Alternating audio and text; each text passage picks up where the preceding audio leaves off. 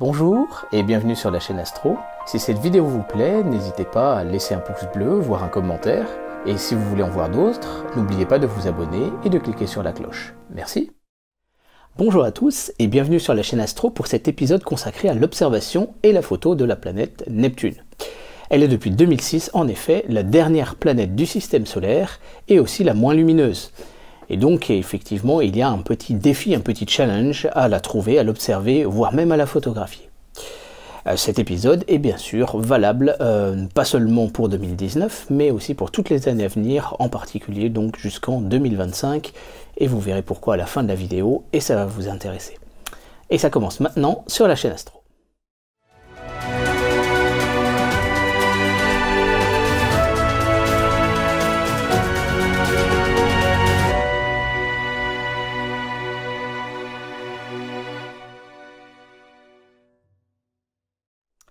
Alors la première chose, bien évidemment, quand on s'intéresse à l'observation d'une planète du système solaire, c'est déjà de se poser la question de savoir quelle est finalement son orbite vis-à-vis de la Terre.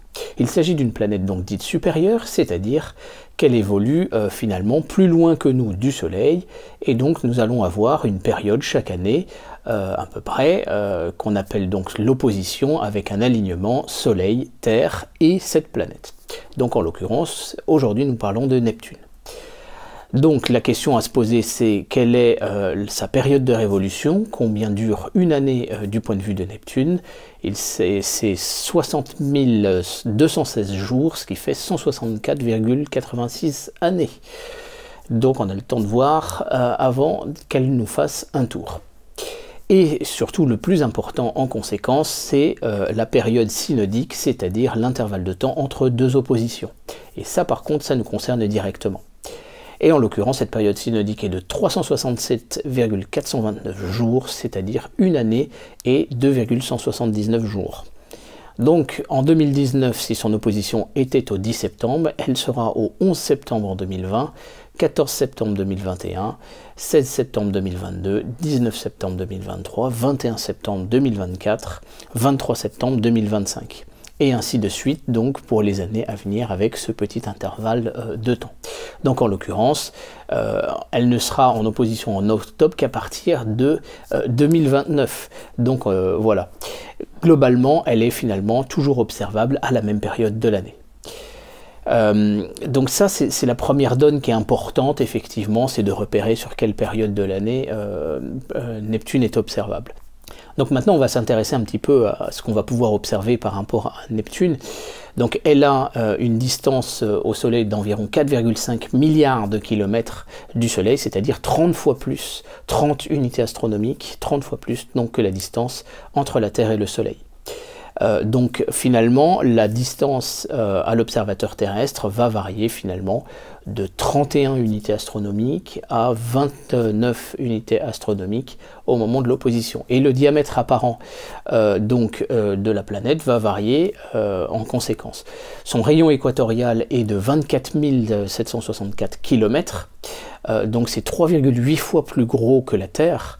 Et son diamètre apparent sera de 2,4 secondes d'arc à l'opposition, avec une magnitude de 7,8, alors qu'elle sera de 2,2 secondes d'arc à la conjonction supérieure, quand elle est de l'autre côté du Soleil, avec une magnitude de 8. Donc finalement, son diamètre apparent va très peu varier au fur et à mesure de l'année, et sa luminosité très peu également.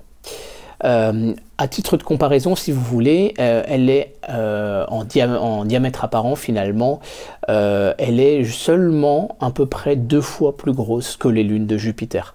Les lunes de Jupiter font un diamètre apparent de 1 à 1,7 secondes d'arc à peu près, là on est à 2,4 secondes d'arc. Donc vous voyez, on est un petit peu plus gros que les lunes de Jupiter. Par contre, on est beaucoup moins lumineux. Les lunes de Jupiter sont globalement de magnitude 5. Là, on est plutôt de magnitude donc 7,8 à 8. Donc on est quand même beaucoup moins lumineux. Elle est 17 fois plus massive que la Terre. Elle possède un noyau rocheux qui fait à peu près la taille de la Terre, ça on en est maintenant à peu près certain, et elle est essentiellement constituée donc d'azote et de méthane. Il y a quelques autres gaz qui lui donnent cette couleur plus bleu roi que Uranus, qui est sur un bleu-vert, un peu un bleu cyan si vous voulez. Et donc effectivement, voilà, elle va être un petit peu différente d'apparence d'Uranus, et en tout cas elle a une très très belle couleur à observer. On notera donc qu'elle est, par contre, même si elle est plus petite en diamètre, elle est plus massive que Uranus. Et donc elle a une propriété intéressante, c'est que si vous voulez, sa vitesse de rotation au niveau de son champ magnétique est de 16,11 heures. Si vous voulez, à l'équateur, la vitesse de rotation est de l'ordre de 12 heures à peu près, alors qu'il est de l'ordre de 18 heures au pôle. Donc cette différence de vitesse circonférentielle selon les latitudes va provoquer des vents cisaillants absolument colossaux, et on observe jusqu'à des tempêtes de plus de 2500 km/h sur sa surface. C'est plus important que sur Jupiter, ce sont les plus grandes tempêtes connues finalement dans le système solaire. Donc sa surface finalement est quand même très très dynamique. Lors du passage de la sonde Voyager 2, on a pu observer une grande tache sombre. Donc ça c'était en 1989. En 1994, quand Hubble s'est tourné vers Neptune, la grande tache sombre avait disparu. Par contre, on a pu observer une autre grande tache sombre qu'on a appelée la grande tache sombre du Nord, qui était apparue entre-temps. Et on observe aussi de temps en temps des white spots, c'est-à-dire donc des taches blanches cette fois, qui peuvent être même photographiées avec un instrument amateur, on va en reparler. Donc cette surface, si vous voulez, elle est très très dynamique, mais ne vous attendez pas à l'observation du fait du très faible diamètre apparent, finalement, à pouvoir observer les détails, même avec un instrument amateur de grand diamètre, c'est a priori à peu près impossible. Elle a en revanche effectivement été photographiée par des amateurs. On pourra citer parmi eux Marc Delcroix. Alors il travaille à l'observatoire du Pic du Midi, il a fait avec d'autres collaborateurs des photos avec le 1 mètre, et en même temps il a fait des photos avec un télescope de 330 mm de diamètre et une caméra ZWO-ASI 290 mm, et il a pu mettre en évidence effectivement ces fameuses white spots.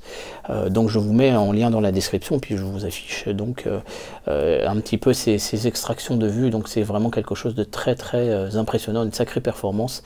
Donc je vous rappelle, on est à 4,5 milliards de kilomètres de la Terre.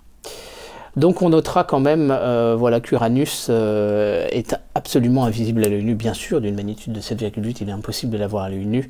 Elle est en revanche observable avec un instrument amateur. On notera par exemple que le 26 décembre 1612, Galilée avait observé Neptune avec sa petite lunette astronomique. Donc je le rappelle, son diamètre était de l'ordre de 30 à 35 mm à peu près, et c'est certainement pas la qualité des instruments d'aujourd'hui. Et il l'avait observé, et il l'avait noté alors qu'il était en train d'observer Jupiter. Il a eu la chance d'avoir une conjonction avec Jupiter, on va en parler tout à l'heure. Et ensuite, on a eu donc Lalande et John Herschel, le fils de William Herschel, qui l'avait observé encore avant la découverte. Il est à noter que donc Neptune a été découverte grâce au calcul, en observant la trajectoire d'Uranus et en s'apercevant qu'il y avait voilà, des variations qui n'étaient pas normales finalement par rapport à cette trajectoire, et c'est comme ça qu'elle a été découverte. Alors on va donc s'intéresser un tout petit peu plus quand même un petit peu à ce système neptunien, si vous voulez. Neptune est entouré de 5 anneaux qui ont été détectés en 1984 depuis le Chili, tant par des Américains que des Européens, par la méthode des transits, c'est-à-dire que la planète passant quasiment devant une étoile, on a pu observer une diminution de la luminosité de cette étoile, ce qui nous a permis de déduire la présence des anneaux. Mais ils ont été réellement observés en réalité en 1989 par la sonde Voyager 2 lors de son passage. Et donc en réalité, voilà, les anneaux de Neptune ne sont pas observables depuis la Terre, même avec le VLT, et par contre ceux d'Uranus ont été observés par le VLT. Donc n'espérez pas voir les anneaux, ça va être un petit peu difficile. En revanche, donc Neptune est entouré de 14 lunes, dont un certain nombre ont été donc découvertes par la sonde Voyager 2. On notera parmi elles les deux principales, donc Triton et Néréide, qui sont assez intéressantes.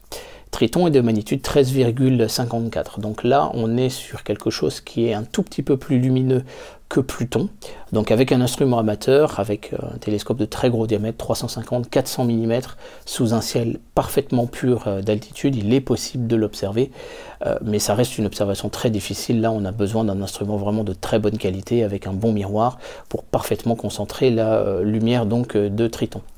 Mais par contre, Triton a une caractéristique vraiment intéressante, c'est qu'elle elle a deux caractéristiques très intéressantes. La première chose, c'est qu'elle est un des corps les plus froids du système solaire, avec une température de moins 236 degrés Celsius. C'est une des plus basses connues dans le système solaire. Et elle a surtout une orbite rétrograde, c'est-à-dire qu'elle tourne, vue depuis donc le pôle nord, la face nord de la planète Neptune, elle orbite donc dans le sens des aiguilles d'une montre, à l'inverse en fait des lunes traditionnellement et des planètes du système solaire qui orbitent donc dans le sens opposé des aiguilles d'une montre. Ça, on l'avait vu quand on avait observé les transits et les ombres donc des lunes. Donc on avait observé le transit de Ganymède ensemble devant Jupiter. On a pu observer le phénomène de façon très évidente. Et donc l'explication la plus plausible de cela, c'est-à-dire qu'elle a été en fait capturée par l'attraction gravitationnelle de Neptune, mais qu'en réalité elle ne s'est pas formée en même temps que Neptune, comme c'est le cas traditionnellement pour les lunes qui entourent une planète. La deuxième lune qui est assez intéressante, c'est Néréide. Donc elle a une magnitude de 19,2, donc là ce sera totalement pas observable avec un instrument amateur. En revanche, ça peut être photographié avec des poses quand même assez longues. Hein. Avec ce télescope-là, j'ai atteint la magnitude 21, je crois, de mémoire. Donc là, il faut quand même poser un certain temps, mais c'est faisable. Et Néréide, elle a une particularité, c'est qu'elle a une orbite extrêmement excentrique. Ça veut dire qu'elle, un peu comme une comète, si vous voulez, se rapproche très proche donc, de Neptune, avec une distance de 1,353 millions de kilomètres. Et par contre, elle s'en éloigne loin, puisqu'elle s'en éloigne à 9,6 millions de kilomètres. Donc il y a quand même une variation assez importante. Donc ça, c'est un phénomène. Voilà. Elle a été pendant longtemps l'orbite la plus excentrique que l'on connaissait pour un satellite naturel dans le système solaire. Maintenant, c'est BEST-là, qui est un satellite de Saturne qui a été découvert en 2004. Donc bien évidemment, Neptune, elle est peu lumineuse, on l'a dit, magnitude 7,8 à magnitude 8 à peu près, enfin selon la période de l'année.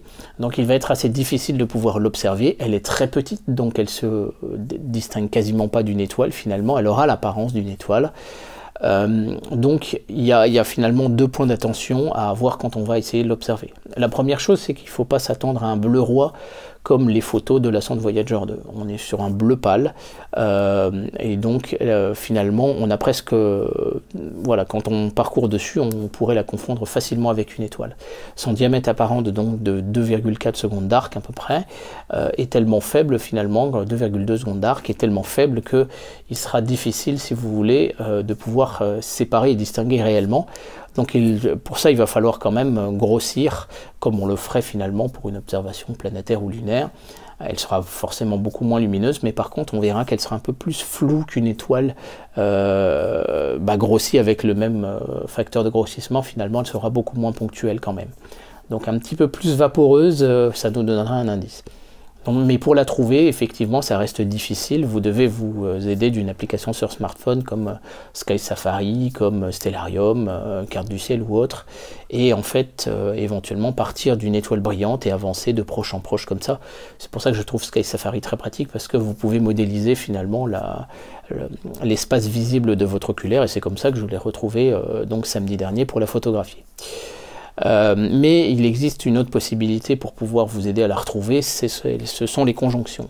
Donc on l'a dit, Galilée a pu l'observer à proximité de Jupiter, et donc c'est quelque chose qui peut arriver. Donc en l'occurrence, ce type de conjonction peut arriver à peu près tous les 20 ans, un peu plus de 20 ans pour Jupiter, un peu plus de 30 ans pour Saturne, et on a de la chance parce que ça va arriver prochainement. Donc le 27 janvier 2020, on a une conjonction avec Vénus. Alors la difficulté, bien évidemment, voilà, Vénus et Mercure, c'est qu'on est assez proche du Soleil. Alors ce qui va être intéressant, vous allez avoir le 12 avril 2020 avec Jupiter. Par contre, ce sera au petit matin, très bas sur l'horizon pour l'hémisphère nord. Ce sera beaucoup plus faisable à mesure que vous vous rapprochez de l'équateur, voire que vous êtes dans l'hémisphère sud. Donc là, effectivement, avec Jupiter, Jupiter est une planète qui est très facilement visible à l'œil nu, même quand dans l'aube ou le crépuscule, donc ça pourrait vous aider, mais ça va quand même être difficile. Donc les 13 et 14 juin 2020, vous allez avoir Mars qui va pouvoir vous aider beaucoup plus facilement, bien sûr. Donc voilà, il y a des opportunités comme ça régulièrement. le 27 avril 2022 avec Vénus, et le 17-18 mai 2022 avec Mars, donc 2 ans après finalement. Et ensuite, effectivement, alors j'ai noté quand même le 15 octobre 2024 avec la Lune qui sera très très proche. Bien évidemment, il y en a d'autres, j'ai pas cherché par rapport à la Lune, donc repérez la zone du ciel où vous avez Neptune, et en fait, en fonction des phases de la Lune, vous pourrez éventuellement vous en aider. La présence de la lumière de la Lune ne gêne pas trop pour pouvoir observer Neptune, on est encore en possibilité de pouvoir le faire. Alors surtout après, le 2 mai 2025, vous avez Vénus qui va être un petit peu distante, et là encore ce sera au matin, assez bas en latitude, assez bas en déclinaison par rapport au Soleil, ce sera un petit peu difficile, mais peut-être possible. Par contre, le vrai festival, il aura lieu en juin, juillet et août 2025, puisque Saturne va passer son point de retournement où elle semble s'immobiliser vis-à-vis des étoiles pendant quelques jours, à proximité juste directe de Neptune. Donc en fait, il suffira de chercher Saturne en 2025, juin, juillet, août, pour pouvoir observer Neptune facilement. Il y a des possibilités effectivement d'occultation par la Lune, j'ai pas recherché les dates, mais ça peut arriver bien évidemment statistiquement, puisque la Lune est plus inclinée sur l'écliptique que ne l'est Neptune. Donc je vous mets des liens sur des ressources, je vous laisse fouiller, même si le site ne semble pas forcément être toujours tenu à jour, il y a quand même des informations intéressantes. Les occultations par les planètes sont effectivement possibles, sont très rares, bien évidemment. On notera le 15 juillet 2067, on a le temps de voir venir, avec une occultation par Mercure. Là par contre, ça va être très difficile d'observer puisqu'on est très proche du Soleil.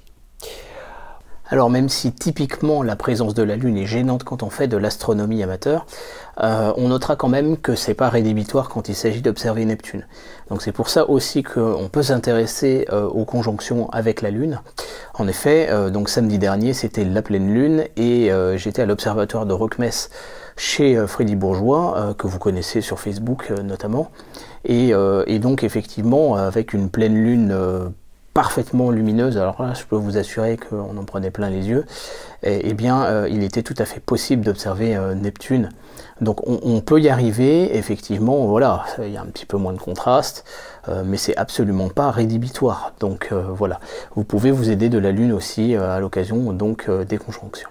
Parlons un petit peu de l'astrophotographie.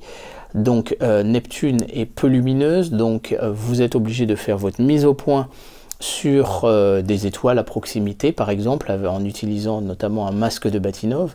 Avec un appareil photo numérique sur un télescope, ce ne sera pas forcément très difficile, vous photographiez la zone et vous comparez avec une application de carte du ciel, vous allez retrouver vos petits assez facilement. Par contre, si vous voulez la photographier avec une caméra planétaire pour essayer de mettre en évidence son diamètre, voire même les white spots pour les plus gros setups, là ce sera beaucoup plus difficile et bien évidemment on fait la mise au point sur le white spot et ensuite on utilise, sur une étoile pardon, et ensuite on utilise donc le go-to ou à la main, et c'est ce que j'ai fait l'autre jour, donc pour pouvoir aller sur Neptune proprement dite, et là à ce moment-là photographier un peu plus son diamètre apparent. Donc c'est un challenge, j'étais sur des pauses de 20 millisecondes, mais selon la qualité de la caméra, selon le rapport focal sur diamètre de l'instrument également, quoique j'étais optimal, puisque j'étais avec une Barlow x3, et bien là il faut éventuellement s'adapter de façon voilà, à avoir le gain et le temps de pause qui soit adapté. Mais ceci dit, voilà, mon petit film était quand même assez bruité, mais l'empilement d'une minute et demie de film aura suffi à mettre en évidence déjà quand même beaucoup mieux la planète. Donc j'espère que cet épisode vous aura plu, vous aura donné envie de vous lancer dans les défis d'observer Neptune. N'hésitez pas à faire part de vos commentaires et de vos observations dans l'espace commentaire ou de poster vos photos dans le groupe Facebook. Je vous remercie de votre attention et je vous dis à très bientôt sur la chaîne Astro. Merci, au revoir.